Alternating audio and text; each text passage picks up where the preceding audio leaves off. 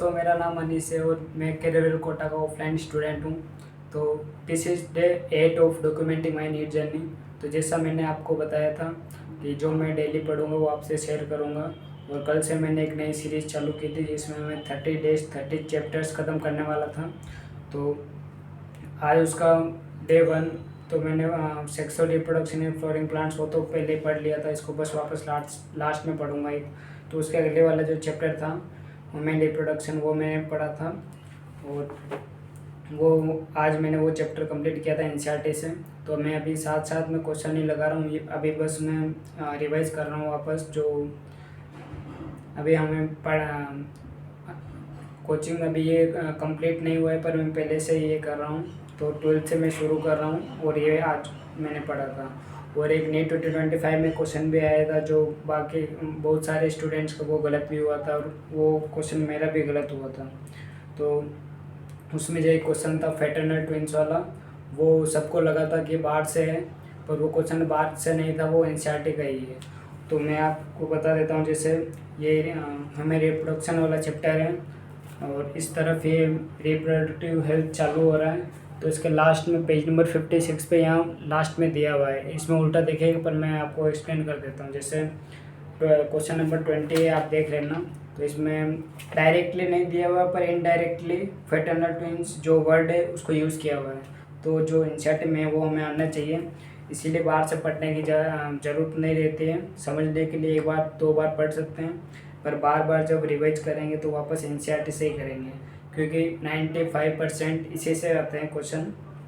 और अगर 2-4 क्वेश्चंस बाहर से आते हैं तो वो सबके लिए बाहर से ही, और वो उसमें भी हम अगर पूरा एनसीईआरटी सही से पढ़े समझ के पढ़े तो वो सही कर सकते हैं। तो जो ये फैटर्नल ट्विंस वाला क्वेश्चन है वो एनसीईआरटी का ही है। एनसीईआरटी का वो नीट 2024 में भी एक सीधा स्टेटमेंट में क्वेश्चन आया था इसी चैप्टर से। तो ये क्वेश्चन नंबर 16 में जो जी दिया हुआ है, ये सीधा पूरी जो ट्रू और फॉल्स में इसमें भी दिया हुआ है, उसमें भी वो स्टेटमेंट में पूछा था। तो सीधा एनसीईआरटी से ही आते हैं। और जो एनसीईआरटी के लास्ट में जो क्वेश्चंस दिए हुए रहते हैं ये बहुत ज़्यादा इंपॉर्टेंट रहता है। चैप्टर ख़त्म होने के बाद में 1-2 बार ये पूरा पढ़ ही लेना चाहिए। एनसीईआरटी में कहीं भी कुछ भी आ जाए वो तो नीट 2025 देख के आपको पता लग गया होगा कि एनसीईआरटी किस लेवल से और कहाँ तक कितना डीपली पढ़ने की ज़रूरत है। हर एक लाइन, हर एक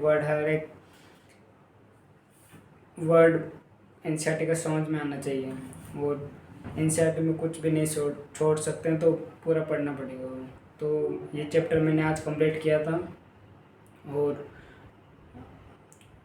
डीएन सर का मेरे एक दिन में नोट्स गलती से दूसरी ले गया था, वो डीएन सर की नहीं ले गया था जिस दिन एक्स्ट्रा क्लास थी। तो वो वापस मैंने क्लास तो अटेंड कर ली थी पर नोट्स उसके आज बनाए थे मैंने एक लेक्चर के, तो वो किया था।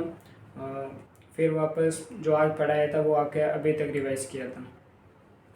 तो यही है जो है, मतलब एनसीईआरटी अगर पढ़ो तो बहुत डीपली और समझ के पढ़ना, क्योंकि बाहर से तो ज़्यादा आता नहीं है बाहर। और बायोलॉजी में बाहर से पढ़ने की ज़रूरत भी नहीं है, 1-2 बार पढ़ सकते हैं बस।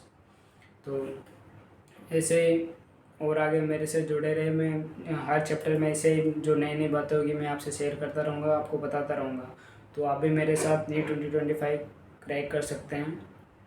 और कुछ भी डाउट रहे तो मुझसे पूछ लेना, मैं आपको बता दूंगा और मैं डेली वीडियो अपलोड करूँगा। तो ये मेरा जो आज मैं रिकॉर्ड कर रहा हूँ ये आज नहीं आएगा, कल दोपहर में कल सुबह 11 बजे आएगा। तो मैं डेली 11 बजे अपलोड करूँगा। तो जुड़े रहिए, अच्छा लगे तो लाइक करें, सब्सक्राइब करें और अपने दोस्त हैं उनके साथ शेयर करें। और ये जो फैटर्नल वाला जो क्वेश्चन था ये बहुत ही अच्छा क्वेश्चन था, और जो तुम्हारे दोस्तों ने एग्ज़ाम दिया होगा उनको ये पता लगना चाहिए। तो कोई दोस्त है तो उनको शेयर कर देना। और all the very best, let's crack NEET 2026 together. All the best.